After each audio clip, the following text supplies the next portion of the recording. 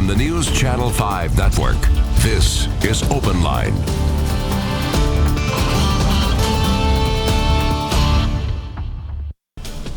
Good evening, everyone. Happy Monday to you. Welcome to Open Line. Tonight we are talking about vaping.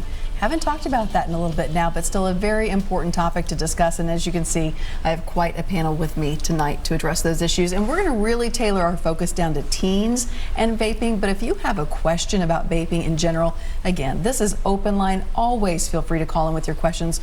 We have the minds to answer them tonight. The number is on the bottom of the screen, 615-737-plus. Taylor's in the back. He will line up those phone calls, so get those phones ringing right now. We will get your calls just as soon as you call in. I'm going to let our panel introduce themselves tonight, and Joe, I'm going to start with you. All right, my name is Joe Crumby. I'm Dean of Students at Father Run High School. I deal with the discipline, the day-to-day discipline, campus safety and security, along with many other job duties as assigned by the principal. One of those duties is dealing with health issues. Yes, it is.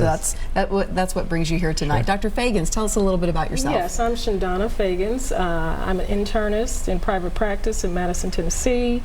I have several nonprofits, and I'm an author as well of children's books. And Dr. Mangilardi.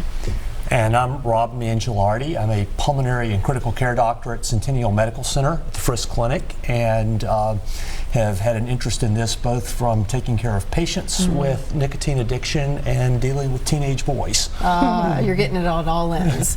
So Joe, you're not the doctor here on the set, along with myself. What Right. makes you a part of this panel? Basically, what Father Ryan has really zeroed in on this topic and other medical issues. Correct. So earlier in the school year, I was talking with my president, assistant dean of students, and we just started looking at some of the issues that we're facing our students on a day-to-day basis, and one of those was the vaping that was taking place. And so having conversations, we've decided that along with some other medical health issues that take place, we wanted to try to do something to be more proactive and how we could get that information and really educate our students and our families.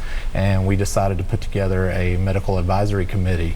And we started with some of the best in the Nashville metro area, and a lot that have ties to Father Ryan High School, some that have children there, some that don't, and that's kind of how it really all began. If you haven't heard how dangerous vaping is by now, then you've been living under a rock. Sure. But if we rewind to last fall, this really caught a lot of people off guard. They thought, oh, I thought this was harmless. And that's why I think a lot of teens picked this up. It didn't have the connotations that a cigarette did. Right. What were you seeing among your students back then? Early in the fall, and this has been going on for even last year, school year. So our students, we're seeing a rise, and we were seeing the trend in the number of students that we were finding with the vape devices and the pods, the Juul pods. So we had to take a hard look at how that's affecting them on a day-to-day basis.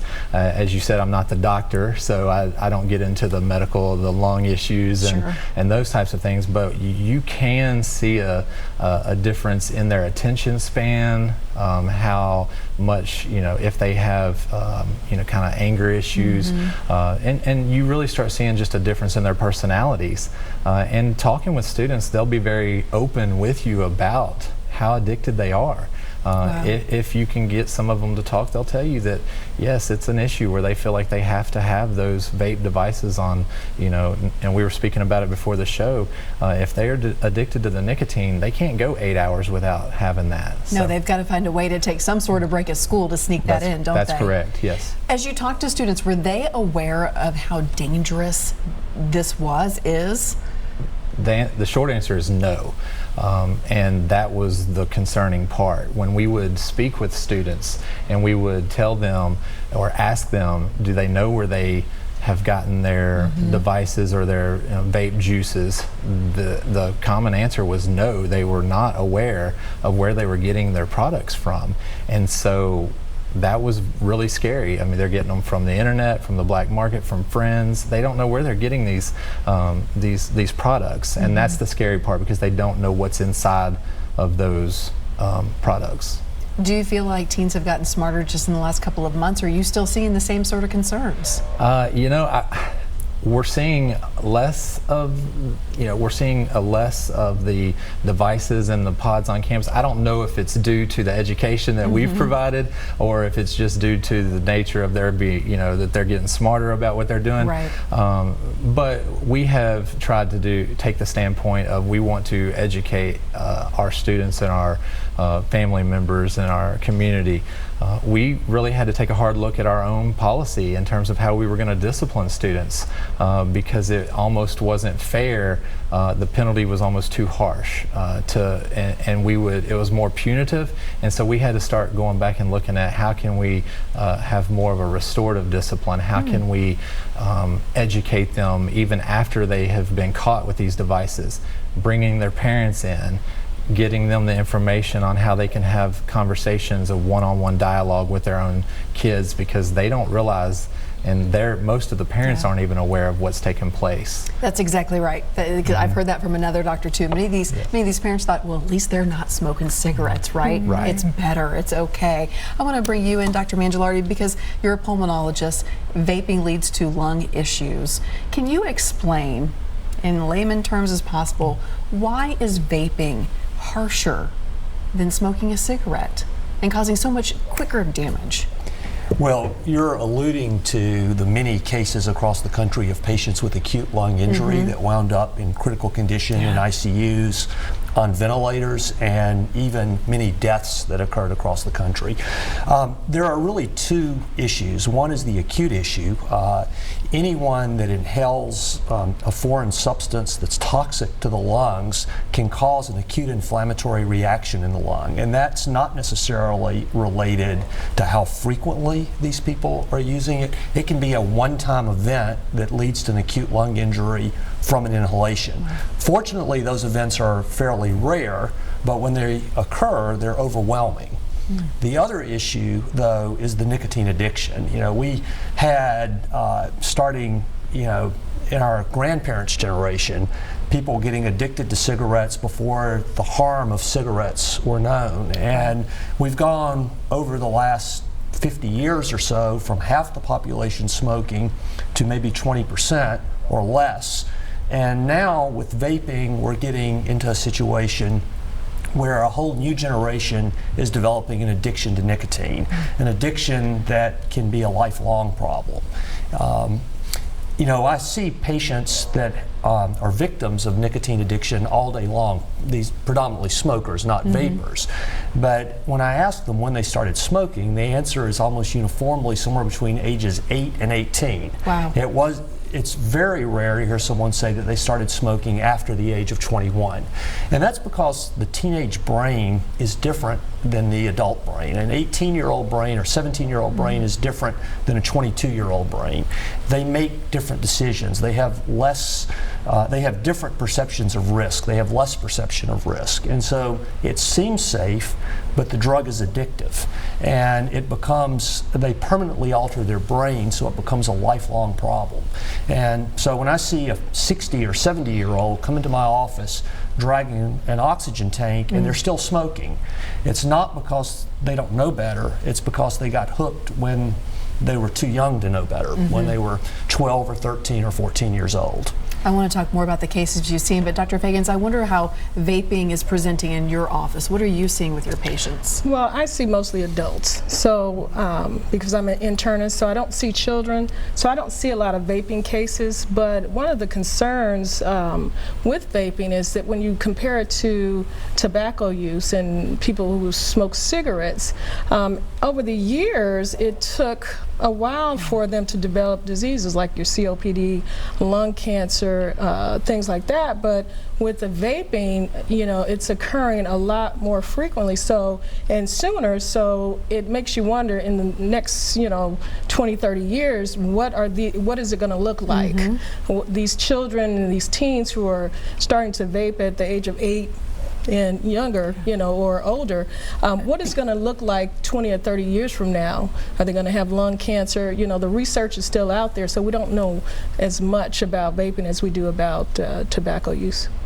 As I was talking to a doctor this fall, we had a pediatric pulmonist in from Vanderbilt Children's, and he was saying just the fact that you're inhaling these oils and they can get in your mouth, through your tongue, down to your digestive system, causing problems like that. When you are seeing patients with vaping-related illnesses, what are the symptoms that people should know, that parents perhaps should be watching out for? Well, any oil can be very toxic to the lungs if you ingest or inhale oil of any sort into your lungs. And so there are oils in some of these vaping products. And the symptoms that they would cause would be sort of like the symptoms of an acute pneumonia: shortness of breath, cough, struggling to breathe. In its worst forms can lead to respiratory failure, and patients can wind up in the ICU on a ventilator. Those are the acute effects of someone getting a lung injury. Fortunately, most people that vape aren't getting lung injuries, but it's sort of a sporadic thing. You know, you can't really predict when it's going to happen or who it's going to happen to. Yeah, Joe, you mentioned this earlier that, you know, after we saw this rash of deaths across the U.S. and also the illnesses that really hit the news cycle, people became well aware, but also we kind of found out more about the culprits, about people getting this stuff off the streets, not knowing exactly what they were using. THC as a component became one of the main culprits. And then the vitamin E acetate.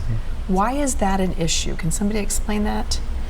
Well, that is something that's very toxic to the lungs. I believe it was added more as a preservative than anything else, and it was predominantly in these street products that people were getting. But that seemed to be the common denominator among many of the cases of people that developed acute lung injury. Yeah. When you have talked to parents of students who have gotten in trouble for having these vaping devices or vaping on campus, have the parents been aware that these students were doing this? What's been their reaction or knowledge about it? It's been a mixture. Some have been aware and thought that they had put a stop to it, and you know that they have had the conversations with their children and believed that their children have stopped vaping. Some were not aware of it at all. And when you have, you know, it's been reported that, you know, more than 1 out of 4 teens or high school students have tried vaping in the last 30 days, has either tried or has vaped in the last 30 days. Wow. That's a pretty large population of students that we have that have tried that. So again, it goes back to really trying to talk with those parents and get them to understand the importance of getting the educations from the doctors so that they can be aware of what those health risks and those health issues are. And from the get-go, one of the problems with vaping, I should say one of the problems, it was marketed as safe. And even some of it, no nicotine. So people thought, oh, I'm doing the right thing here. You know, I'm not going to get addicted, but yet there was nicotine, and there is nicotine in these products. That's scary. Yes, and they've also, you know, the devices are so inconspicuous. You really can't tell if your child is using, you know, vaping. Some of them look like flash drives, you know, and so it makes it a little difficult. It's not like tobacco. When you're smoking a cigarette, you see the smoke. You smell the smoke. Yeah, so it makes it very difficult to detect. Great point. And that was one of the things that we had a forum in late January, and we actually brought out some devices that we had taken from students, and we showed the parents, because a lot of the parents aren't aware of what these devices look like. Sure, you can Google it and research it, and you would be amazed at how many devices and what types of devices are out there installed in their jackets and their backpacks and everything else. So we really tried to put out as much information to our parents to get them to be aware of what they can look for in their bedrooms, or you know, what they're putting in their book bags. So kids being one step ahead of their parents, or 20 steps ahead of their parents, and being sneaky is nothing new. It's just this is the new mechanism, right? All right, we have to take a quick break. When we come back, hopefully we'll get to some of your questions. We're going to be talking about vaping primarily tonight, but also if you have questions about the coronavirus, because guess what? That is in the news right now. The folks at Father Ryan are talking about it. These doctors are answering lots of questions about it as well. So if you have a question, go ahead and call in 615-737-PLUS.